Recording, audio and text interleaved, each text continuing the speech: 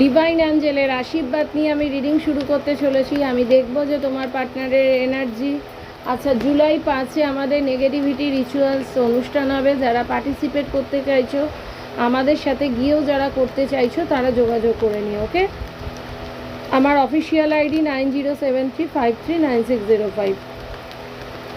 Personal taro reading এবং তোমাদের health care product যদি বুকিং হয়, হেয়ার কেয়ার আর ওরাল কেয়ার, আমার এই অফিসিয়াল আইডিতেই বুকিং করবে।